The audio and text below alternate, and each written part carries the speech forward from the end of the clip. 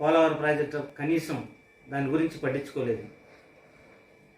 ఎన్నో ప్రాజెక్టులు ఉన్నాయి, వాటిని తుంగలో తొక్కేశారు.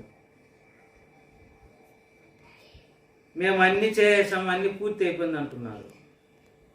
కాబట్టి ప్రజలకు మనం మేలు చేసింది, మేలు చేయండి. రేపు వచ్చే ఎన్నికల్లో మీ యొక్క సత్తా ఏమిటో, మీరు ఎలా అభివృద్ధి చెందారో, ఏ విధంగా అభివృద్ధి చేసినారు అనేది జనం నిర్ణయిస్తారు. ప్రజలే న్యాయ నిర్ణీతులు.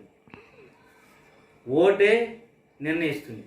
ఒక మనిషి యొక్క ఎమ్మెల్యే అవ్వాలన్నా, ఎంపీ అవ్వాలన్నా, ముఖ్యమంత్రి అవ్వాలన్నా, ప్రధానమంత్రి అవ్వాలన్నా ఓటు ఆయుధం ఒక్కటే నిర్ణయించేది. కాబట్టి ప్రతి ఒక ఓటరు ఆలోచించాలి. బాబాసాహెబ్ డాక్టర్ అంబేద్కర్ గారు ప్రతి ఒక్కరికి ఓటు హక్కు ఇచ్చారు. ఆ ఓటు హక్కు వల్ల ప్రతి ఎమ్మెల్యే అభ్యర్థి కానీ, సర్పంచ్ నుంచి ఎంపీ వరకు, జడ్పీటీసీ, ఎంపీటీసీ అందరూ కూడా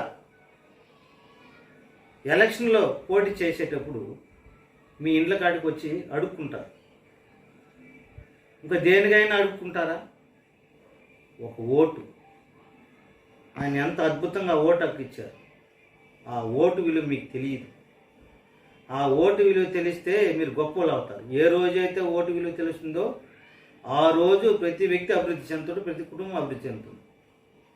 మన ఓటుకు విలువ తెలియకుండా మనం ఏదో వాళ్ళు ఇచ్చిన సొమ్ముతో, వాళ్ళు ఇచ్చిన మందుతో, మద్యంతో మన ఓటు విలువ తెలియకుండా ఓట్లు వేస్తున్నాం.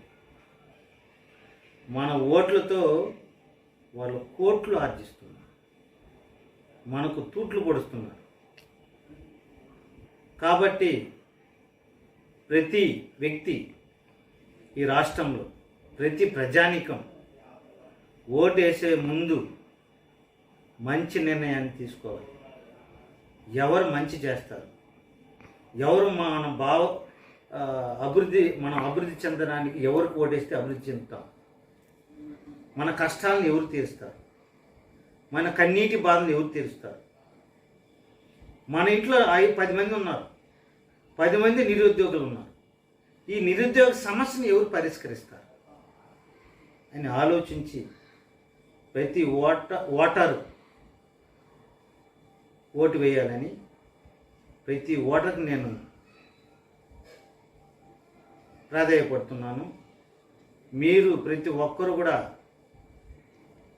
ఓటు వేసే ముందు ఖచ్చితంగా మంచి నిర్ణయం తీసుకొని వచ్చే అసెంబ్లీ ఎన్నికల్లో, ఇప్పుడు పోటీ చేసే అసెంబ్లీ ఎన్నికల్లో కానీ, పార్లమెంటు సెగ్మెంట్లో కానీ ఎన్నుకునే ప్రతి ఎమ్మెల్యే, ఎంపీలు చాలా మంచి వాళ్ళుగాను, ప్రజల కోసం, ప్రజా అభివృద్ధి కోసం, ప్రజా వ్యక్తిగా, ప్రజా మనిషిగా మీ ముందుండి మీ అన్ని అవసరాలు తీర్చే మంచి అభ్యర్థిని ఎన్నుకోండి, గెలిపించండి. అప్పుడు గ్రామం అభివృద్ధి చెందుతుంది, మండలం అభివృద్ధి చెందుతుంది, జిల్లా అభివృద్ధి చెందుతుంది, రాష్ట్ర అభివృద్ధి చెందుతుంది. నిర్ణేతలు ప్రజలే. మీ ఓట్లే రాష్ట్ర భవిష్యత్తును నిర్ణయిస్తుంది.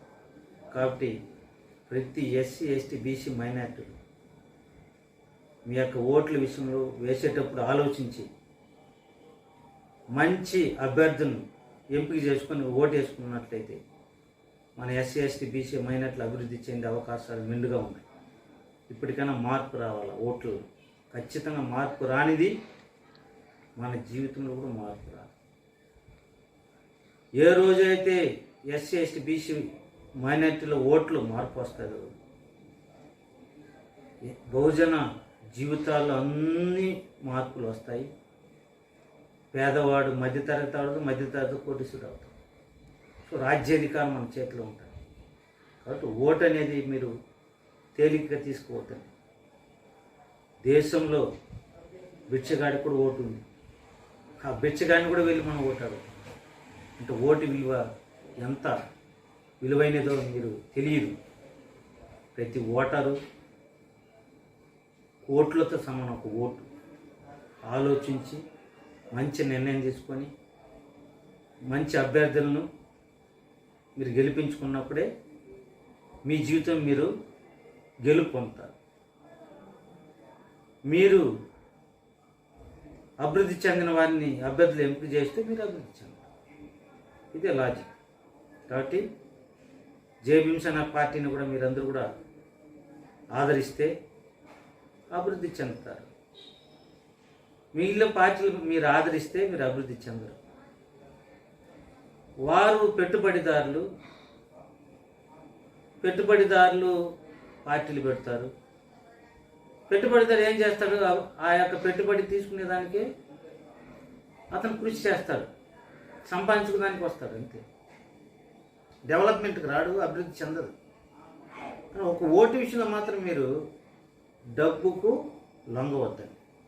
మిగతా అన్ని విషయాలు ఎలా ఉన్నా కూడా ఓటు విషయంలో లొంగకుండా బాగా దీర్ఘంగా ఆలోచించి ఓట్లు వేయాలని ప్రతి అక్కకు, ప్రతి చెల్లికి, ప్రతి అమ్మకు, ప్రతి అన్నకు, ప్రతి తమ్ముడికి, విద్యావేత్తలకు, వ్యాపారస్తులకు అందరికీ తెలియజేయడం కనుక ఎస్సీ ఎస్టీ బీసీ ఓట్లలో మార్పు వచ్చి మీ జీవితంలో మార్పు చెంది మీ అభివృద్ధి చెందాలని కోరుకుంటూ మీరు మంచి ఈ ఎలక్షన్లో మంచి ఎమ్మెల్యేలను, మంచి అభ్యర్థులను ఎన్నుకొని వారు గెలిపించి వారి ద్వారా మీరు అభివృద్ధి చెందాలని జై భీమ్సేన కోరుకుంటుంది. జై భీమ్, జై అంబేద్కర్.